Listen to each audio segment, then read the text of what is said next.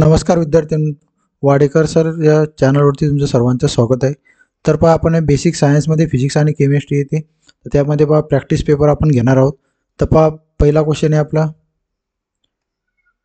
The unit of acceleration in SI is. त्यामध्ये पहा option number A metre per second, option B kilometre per hour, C metre per second square आणि kilometre per hour square. तर यामध्ये पहा याचा answer येते metre per second square. त्यामध्ये जे आपण येते मीटर पर सेकंद हे व्हेलॉसिटीची युनिट आहे. तर unit of acceleration in SI is metre per second square. त्याच्यानंतर नेक्स्ट क्वेश्चन आहे question number 2. The quantity which can be measured is known as. यामध्ये fundamental quantity, derived quantity, physical quantity and mechanical quantity. त्याचा answer येते option number C. त्याच्यानंतर यामध्ये बघा fundamental आणि derive. Fundamental quantity म्हणजे कोणत्या, ज्या क्वांटिटी कोणत्याच क्वांटिटीवर डिपेंड नसतात, जसं की ते लेंथ, मास, टाईम, टेम्परेचर. तर या सर्व बेस क्वांटिटी किंवा त्याला म्हणतात फंडामेंटल क्वांटिटी. आणि त्याच्यानंतर ते डिराईव्ह क्वांटिटी म्हणजेच काय, ज्या क्वांटिटी या फंडामेंटल क्वांटिटीवर डिपेंड असतात.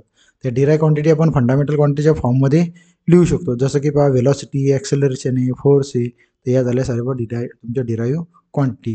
पहा नेक्स्ट क्वेश्चन पहा फंडामेंटल क्वांटिटीवरतीच आहे.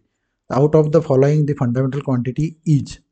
त्यामध्ये पहा अगोदर सांगितलेलं तुम्हाला फंडामेंटल क्वांटिटी म्हणजे काय. त्यामध्ये पहा ही जी टाईम आहे, ही टाईम ही फंडामेंटल क्वांटिटी आहे. आणि राहिला डेन्सिटी, प्रेशर आणि मोमेंटम ह्या डिराईव्ह क्वांटिटी येतात. त्याच्यानंतर पहा question number 4. If reading of a thickness of metal plate are 0.626 centimetre, 0.627 centimetre, 0.625 centimetre, नंतर आहे 0.627 centimetre, 0.626 centimetre, then average reading will be. त्यामध्ये पहा या रिडिंग दिलेल्या आहेत, याचं आपल्याला ॲव्हरेज काढायचं आहे. ॲव्हरेज इक्वल टू असते सम अपॉन नंबर, म्हणजे एवढे रिडिंग दिलेले आहेत सर्वांची ॲडिशन करायची डिवायडेड बाय 5. यामध्ये 1 2 3 4 5. तर याचा आन्सर येईल 0.6262 सेंटीमीटर. त्याच्यानंतर क्वेश्चन नंबर 5. तर यामध्ये बघा जी तुमची ऑनलाईन एक्झाम होणार आहे, त्यामध्ये असे पेपर येईल तुमचा 70 मार्क्सचा, 35 फिजिक्स आणि 35 केमिस्ट्री.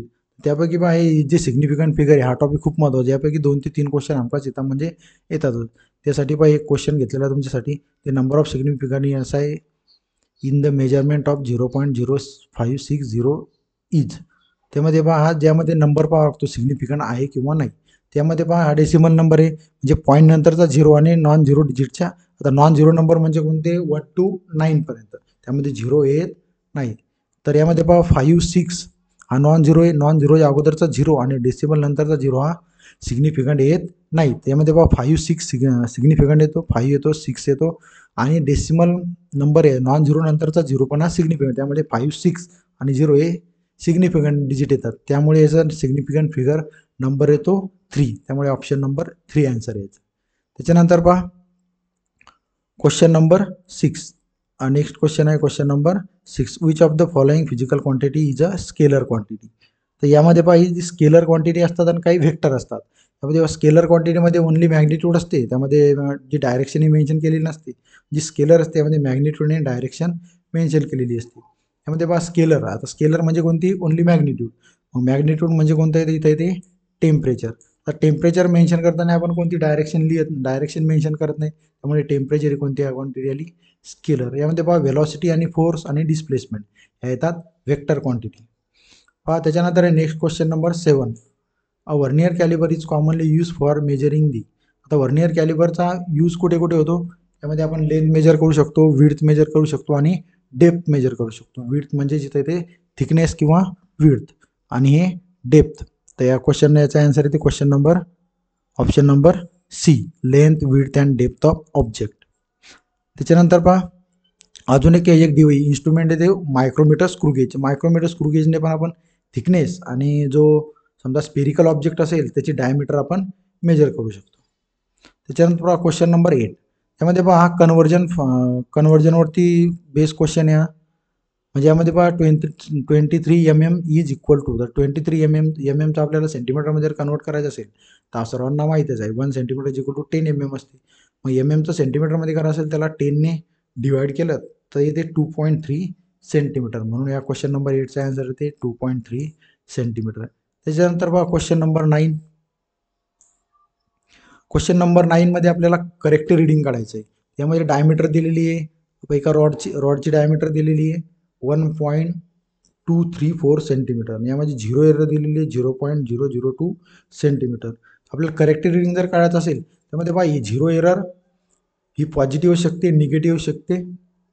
तर यापैकी ते पॉझिटिव्ह एरर दिली, त्यामध्ये आपल्याला झेड घ्यायचा असेल म्हणजे करेक्शन जे असते पॉझिटिव्ह असल्यामुळे आपण करेक्शन निगेटिव्ह घेतो. तर 0 एरर जर निगेटिव्ह असेल तर करेक्शन पॉझिटिव्ह घेतो. यामध्ये बघा 0 एरर पॉझिटिव्ह आहे, त्यामुळे आपण या जे मेजरमेंट दिलेले यामधून आपल्याला करेक्ट रिडिंग काढण्यासाठी सबट्रॅक्ट करावं लागेल. तर याचा आन्सर येईल मग 1.232 सेंटीमीटर. ऑप्शन नंबर बी. त्याच्यानंतर पहा लास्ट क्वेश्चन घेऊ आपण. Question number 10. The unit of electric charge is. त्या चार्जचं युनिट सर्वांनाच माहीत असेल, त्याचं येते कुलोम. यावर आला ॲम्पियर. हे करंटचं येते जूल एनर्जीचं. त्याच्यानंतर वेबर येते मॅग्नेटिक फ्लक्सचं. तर अशा प्रकारे बाकीचे जे क्वेश्चन्स आहेत 11 पासून आपण नेक्स्ट व्हिडिओमध्ये बघू.